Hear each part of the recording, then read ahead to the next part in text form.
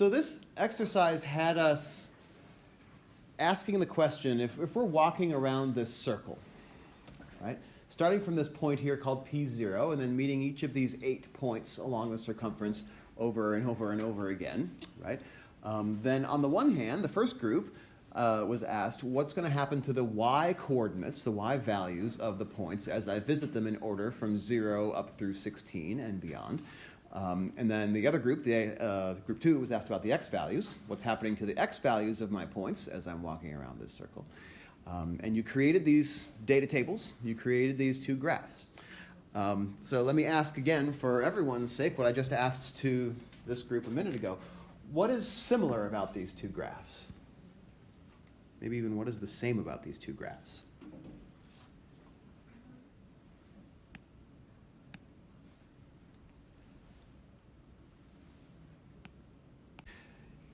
So you're saying that these 2 functions are hitting the same points at different times, right? The output values of these functions are becoming 2 a lot, right? The y values are becoming 2 at 0, 4, 8, and so forth, right? So 2, 2, 2, 2. And it's happening for the x values as well, but at different input values. 2, 2, and then here's a 2, and then there's a 2, right? So they're hitting the same y values, they're just hitting them at different times. Is there anything else we can say about how the shapes of these graphs are related? They're inversely related. It looks like they're inversely related in what sense? That the peak of one of them is the. I don't know. It's Yeah. So that was the other thing I said to this group over here, right? Where it almost looks like the peak of one of them lines up with the valley of the other, but that's not quite what happens, right? The peak of this one at 6 is not a peak. In fact, it's halfway in between the peaks of this one. And you could say that. Vice versa. Say that in that case. What can we say about that? So I want to pick up on what you said. What is another way to see how these 2 shapes of these graphs are related? If they're not quite inverse to one another, what are they instead?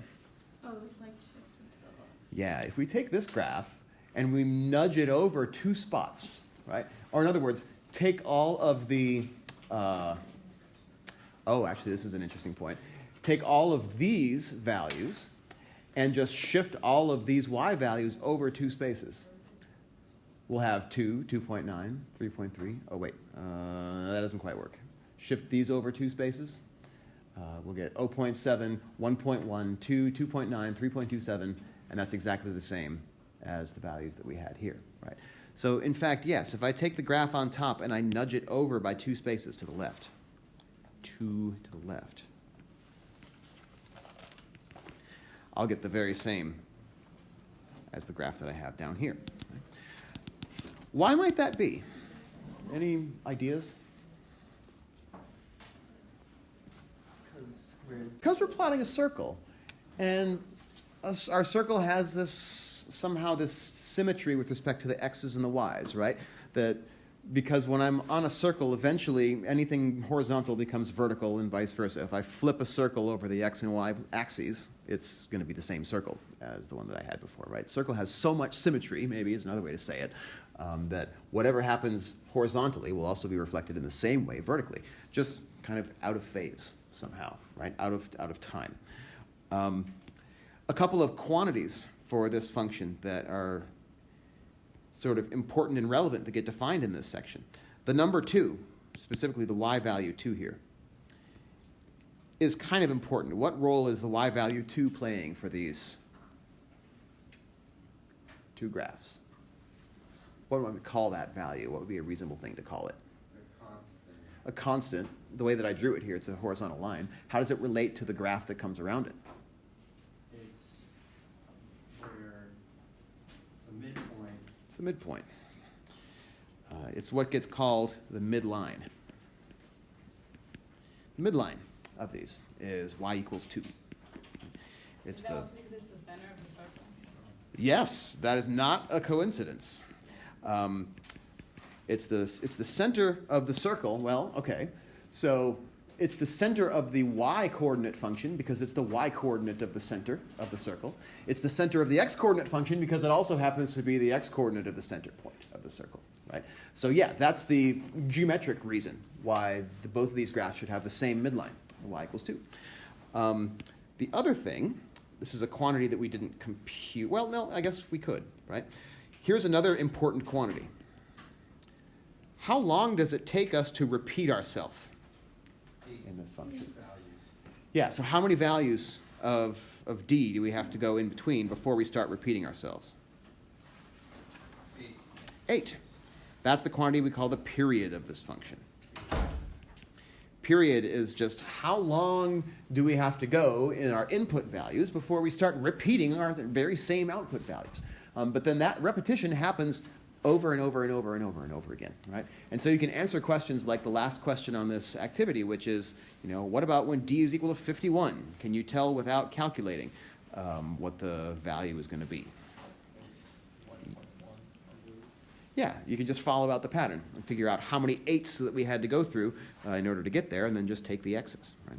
So the period and the midline are two important features of any function that repeats itself in a fashion like these do.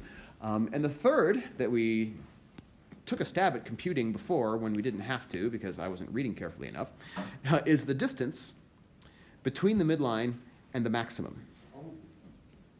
This distance right here, right? Or if you like, on the other function, it's this distance right here. Well, that distance, we could estimate it, right, from the table that we have. Let's see. So this high point right here is at d equals 4, 3.3. So the distance between 3.3 and 2, it's about 1.3. That number is called the amplitude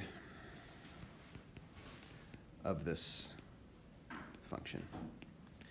It's the distance between the maximum and the midline. Or equivalently, it's also the distance between the midline and the minimum, right? 0.7 to 2 is also an amplitude worth 1.3. So those are kind of the three important quantities that we would measure for a periodic function. So that's what we call these kinds of functions that repeat themselves over and over again around a midline. Before we wrap up, I want to get, for the record, a snapshot of the last one of these functions. Now, for the last group, I gave a very different task, where after the y values and the x values were found by groups 1 and 2, respectively, I asked them to measure the slope between those xy points and the center point of the circle, which was at 2, 2. And the pattern that they got looked very different. Looked almost like an old MacDonald nursery rhyme, really. But if you look at what happens, we get another kind of periodic repeating behavior. Except the numbers that they had to work with when they computed those slopes turned out to be much nicer. They're just ones, zeros, and in some cases, this E here, which stands for error. So what's happening in those cases? When d is equal to 2, for example, the y-coordinate of our point was 0.73, the x-coordinate was 2, and so if I move this graph out of the way for a minute, what's happening at that point is that the slope between the bottom of the circle and the center of the circle is the slope of a vertical line.